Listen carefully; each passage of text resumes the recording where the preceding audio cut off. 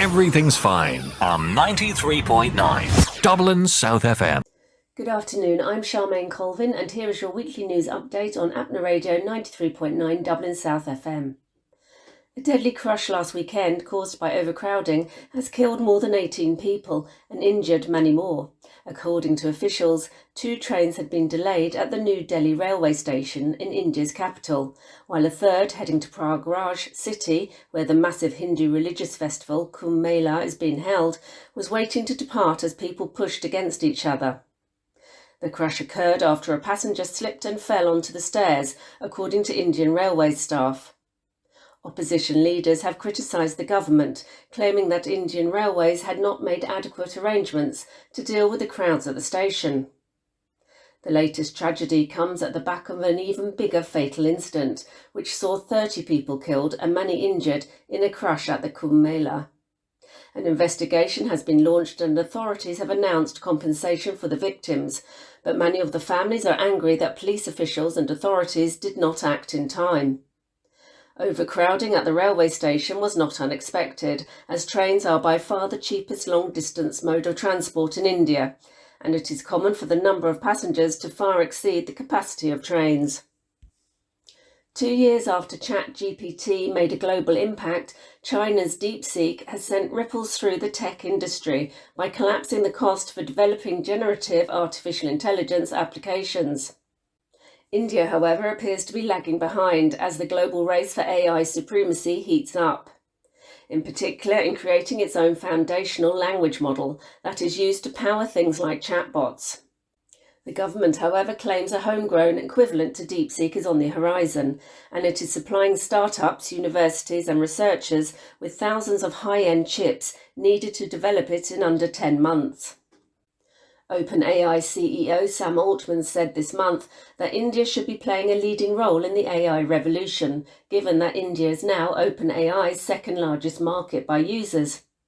Despite significant investment by companies such as Microsoft to the tune of $2.4 billion for cloud and AI infrastructure, and with over 200 startups working on generative AI, India still risks lagging behind without basic structural fixes to education, research and state policy. China and the US already have a 5-year head start, having invested heavily in research and academia, and developed AI for military applications, law enforcement and large language models. Both were granted 80% of the world's total AI patents between 2010 and 2022, whereas India got less than 0.5%.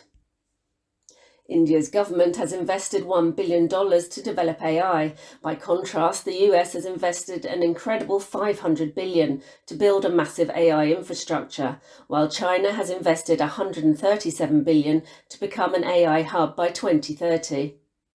Despite this, India claims more than 15% of the world's AI workers, although research shows that due to a lack of supporting research environment, many are choosing to leave India for other countries.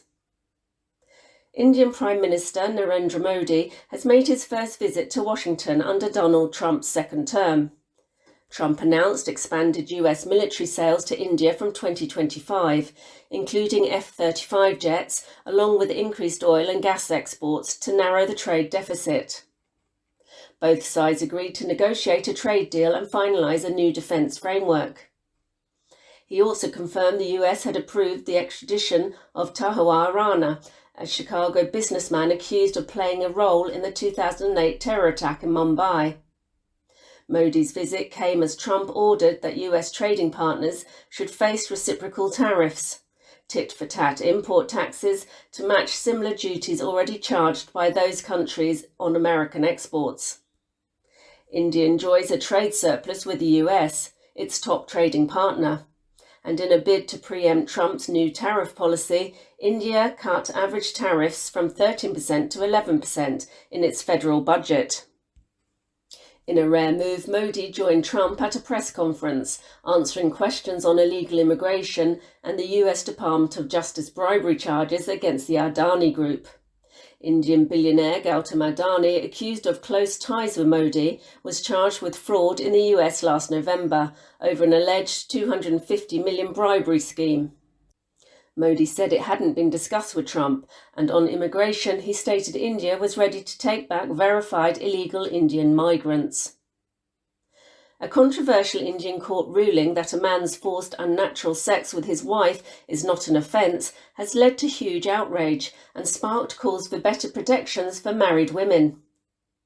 The order has also brought back into the spotlight the issue of marital rape in a country which has stubbornly refused to criminalise it.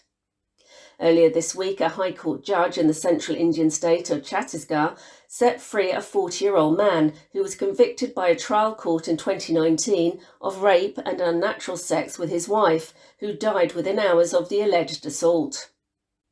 The lower court had also found the man guilty of culpable homicide, not amounting to murder. He was sentenced to rigorous imprisonment for 10 years on each count, but this week was acquitted of all charges by a High Court judge. The judge said that since India did not recognise marital rape, the husband could not be considered guilty of non-consensual sex or any non-consensual unnatural sex act. The judgment has been met with anger as activists, lawyers and campaigners renew their calls to criminalise marital rape in India. Olympic shooter Manu Barker has been named BBC Indian Sportswoman of the Year for 2024 after a global public vote. The 22-year-old was recognised for her historic achievement in becoming the first Indian woman to win 2 medals at a single Olympic Games. Barker became the first Indian woman to win an Olympic medal in shooting when she won bronze in the women's 10-metre air pistol in Paris. 2 days later, she won a second bronze alongside Sabjot Singh in the mixed 10-metre air pistol. So that's all from me. You have been listening to Apna Radio 93.9 Dublin South FM.